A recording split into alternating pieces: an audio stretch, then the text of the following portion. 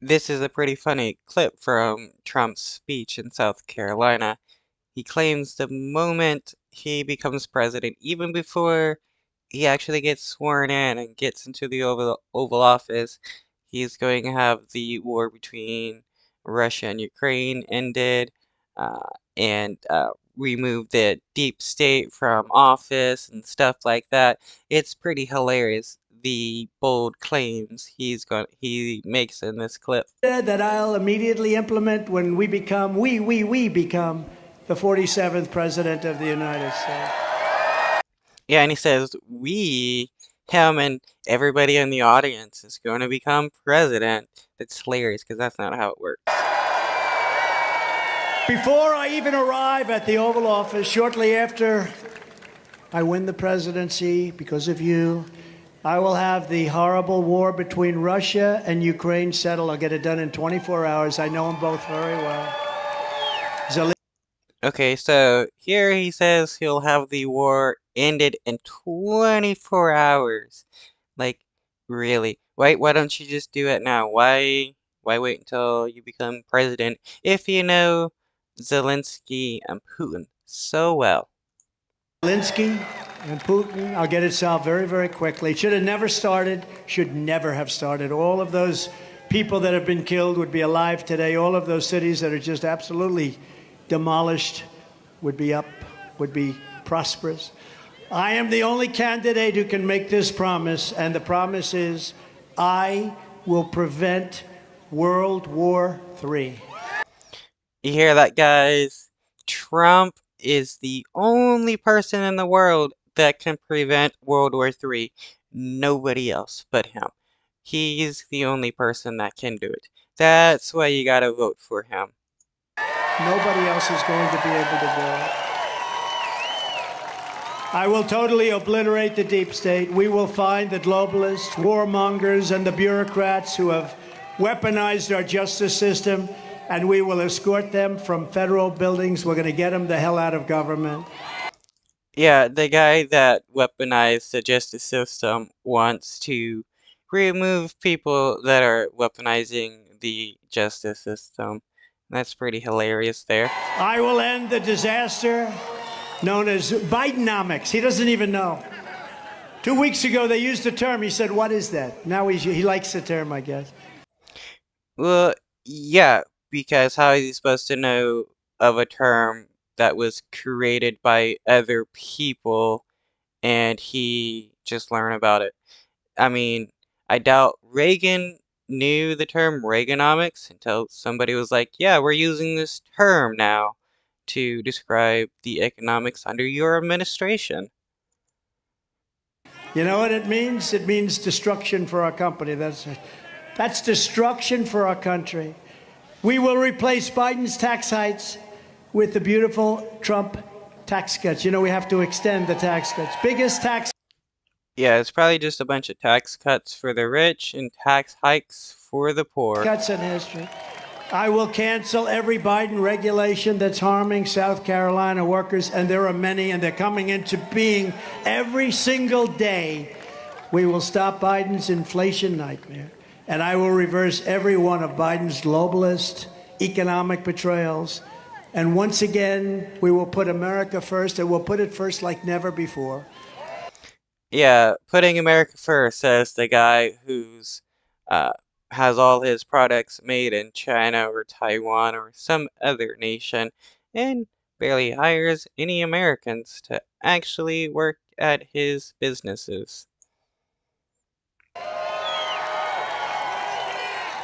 To protect South Carolina workers and manufacturers, I will pass the Trump Reciprocal Trade Act, which I have one vote right here already. And he said to me, gee, that sounds good. You mean one for one? But we had some senators that I don't think either they had a deal made or they didn't understand it. But it's an incredible thing. Yeah, it's not unreasonable as to why nobody understood Trump's bill, because it probably was just nonsense. As an example, if India, China, or another country hits us with a 100% or 200% tariff, any tariff at all, we will hit them with the exact same tariff right back, and they will either withdraw or we're going to take a lot of money in. I mean, Okay, that just means the Americans pay more if you increase tariffs on products coming into the United we States. have cases, many cases, and I'm not just talking about China. The European Union is brutal, where they tax us and we don't tax them, and we were all set to do it until we got hit with COVID. Then we had other things to do. Unlike Ron DeSanctimonious, who voted to gut Medicare and Social Security and voted 3 times to raise the retirement age to 70, Ron voted to retire. And you deserve that. You know, you deserve what that says. You worked all your life in many cases. Nobody's It's funny how Trump is pandering to the uh, Medicare and Medicaid stuff because, most Republicans know that if you try to slash Medicaid and Medicare and all that, you're not gonna get very far as a Republican because the Republican base still supports that, even though they also consider it to be like socialism and stuff and that it should all be privatized. going to mess around with it. He wanted to raise it to 70. That wasn't the deal. I will always protect Medicare and Social Security for our great seniors. And in 4 years, I never discussed it. And one thing about a politician, when they bring it up, and if they bring it up, they'll bring it up again, to stop the Marxist prosecutors who release rapists and murderers while persecuting conservatives. And by the way, the Catholic Church is under siege by these people. So Yeah, the same Catholic Church that is continually caught abusing kids repeatedly. Like, it's funny how the right wing pretends to be against child abuse until it comes to uh, various religious organizations. Then it's like, oh, you're Christian or Catholic? Then it's totally fine to abuse kids. That's your religious belief. That's why they support forced child marriage bills and the various hardcore red wing states. I don't know how any Catholic or any Christian could vote for him. I will direct a completely overhauled DOJ to investigate every radical DA in America for their illegal, racist, and reverse enforcement of the law.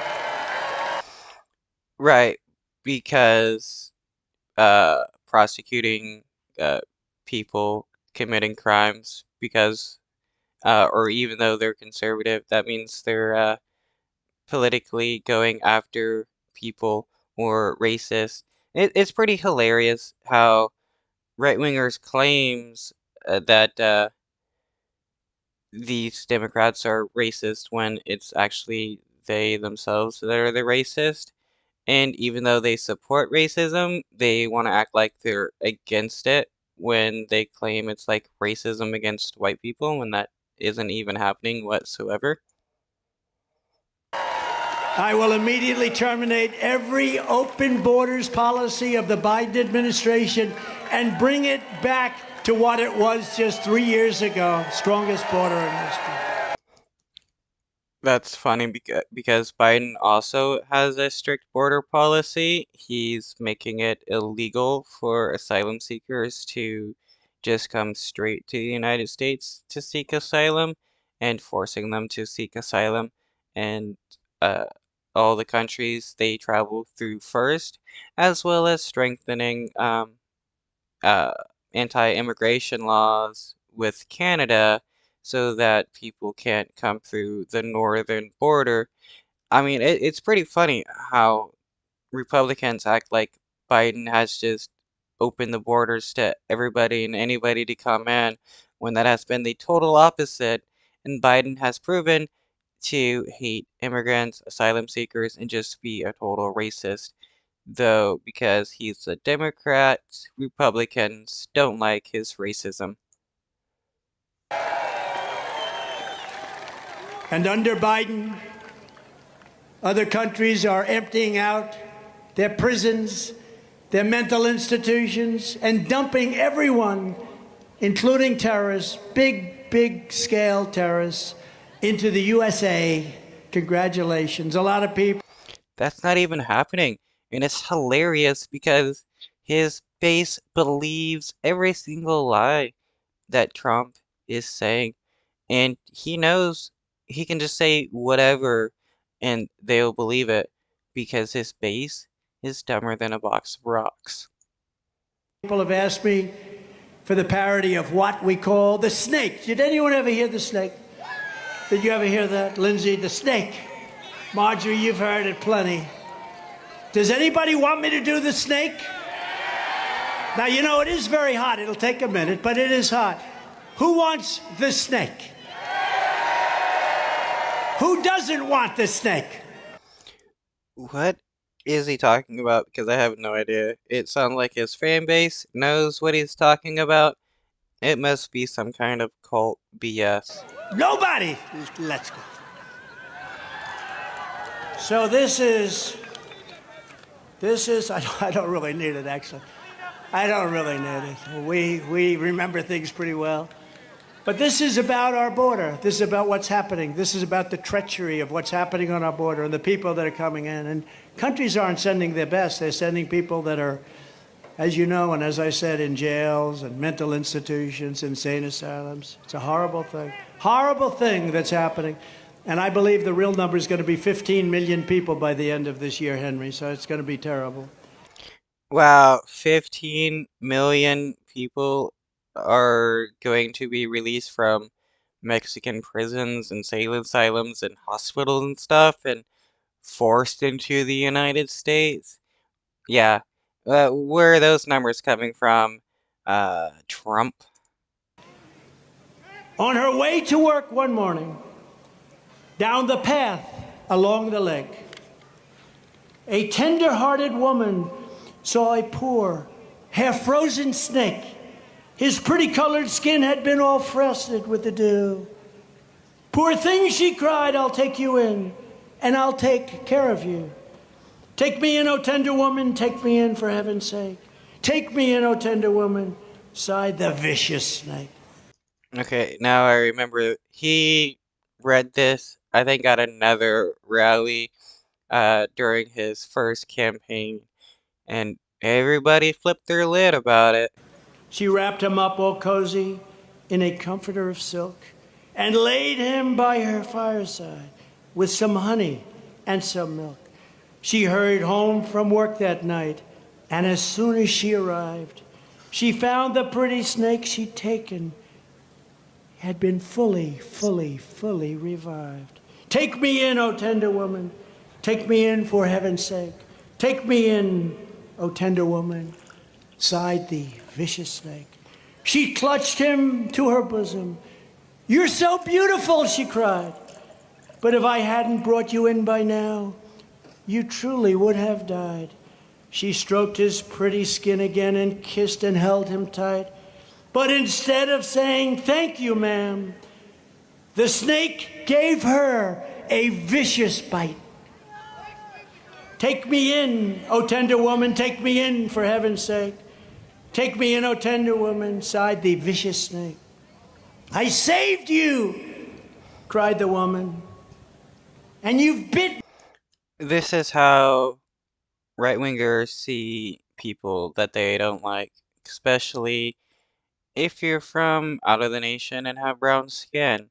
Some kind of vicious, evil, sentient snake that's planning on, tricking their way into somebody's house, United States, as, right-wingers love to consider the United States as a person's house to get them all emotionally charged, and then killing them, which isn't happening because, immigrants just want to come to the United States and work and live and have a life just like anybody else.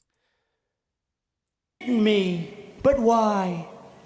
You know your bite is poisonous, and now I'm going to die.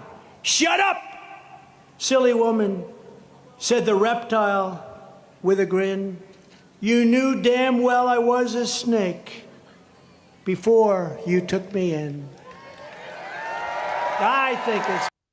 Yeah, see, right-wingers see immigrants as nothing but lying, conniving liars who are just looking to trick these good old white traditional conservative Americans, and that's not even what's happening, and it's pretty sad because there are so many uh, immigrants that end up voting right wing and voting against their own interest, and it's like, why vote for people that actually hate you and would kill you or forcibly deport you if they have the choice?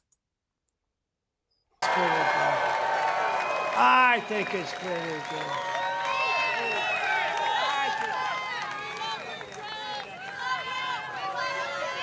Give it to somebody. We'll see it on eBay tonight. 10,000. But that's our border. That's what it is. We're being misled, and it's vicious and violent, and criminals are coming in. And these countries are very smart. I know every one of them. I know the leaders. They're very streetwise people. Though if you notice, right wingers never complain when there are uh, white people immigrating from Europe or Canada into the United States, with Canadians actually being the second largest illegal immigrants in the United States, uh, with most illegal immigrants just being people that overstay their visa. Ooh, big deal.